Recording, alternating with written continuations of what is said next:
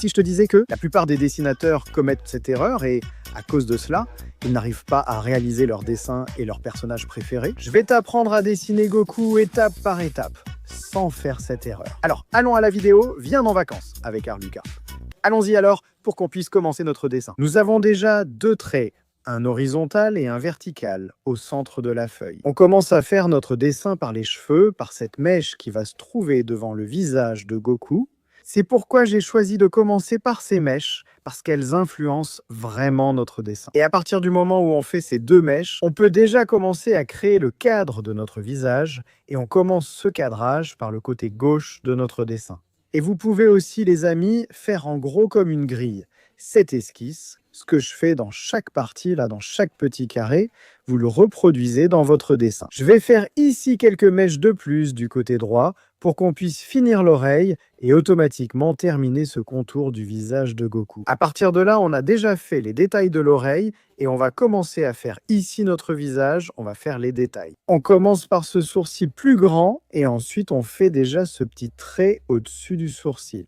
Fais les petites rides entre les yeux, viens ici et termine l'autre sourcil, puis commence déjà à faire l'œil. Écoutez les amis, un secret et un conseil pour ceux qui créent leur personnage. Parfois, on se trompe.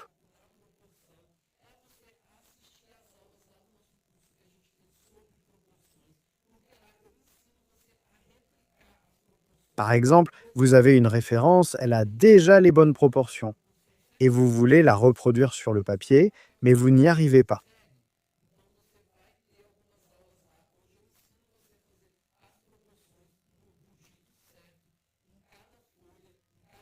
Si vous souhaitez réduire ou agrandir un peu votre dessin. Vous allez y arriver à partir du moment où vous commencez à avoir la notion de proportion et parfois, en entendant ça, vous pensez que c'est difficile, que vous n'allez pas y arriver. Mais ce n'est pas si facile que ça. À partir du moment où vous comprenez le sens de la proportion, quand vous commencez aussi à percevoir, à avoir une meilleure notion de votre dessin. Nous allons commencer à faire notre partie inférieure. Nous commençons par le cou, par ces traits que nous avons faits. Nous allons maintenant commencer une partie de la poitrine et la dessiner ici. On termine déjà et on va presque commencer l'épaule. Regardez, c'est vraiment facile les amis. Parfois, tu penses que par exemple c'est difficile, que tu n'y arriveras pas, mais tu peux, oui, faire ton dessin. Allez, on termine le bras.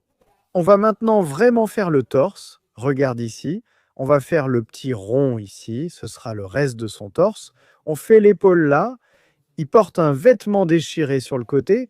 Tu vois, les gars, vous entendez une petite perruche, un oiseau qui crie pendant que je monte ma vidéo, mais ça ne va rien gêner du tout. Et ça, c'est la partie de notre dessin, de notre croquis. On va maintenant faire le contour pour qu'on puisse commencer à colorier et finir ce dessin. Le contour est une partie essentielle et j'enseigne aussi dans notre cours de dessin comment faire le contour de ton dessin de la bonne manière. Pour faire ce contour vraiment professionnel, ce contour qui fait toute la différence, je vais utiliser des marqueurs pour colorier ce dessin.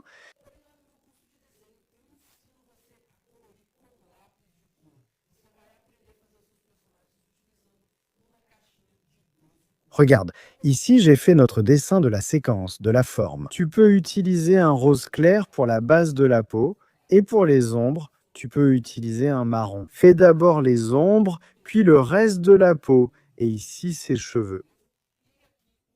On va colorier avec un jaune, pas un jaune trop vif, mais pas non plus un jaune très clair.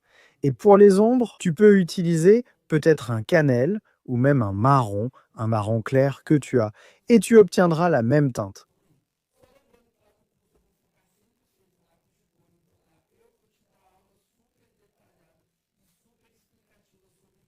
Et voilà, voici le résultat de notre dessin. J'espère que ça t'a plu, j'espère que tu as réussi à le faire.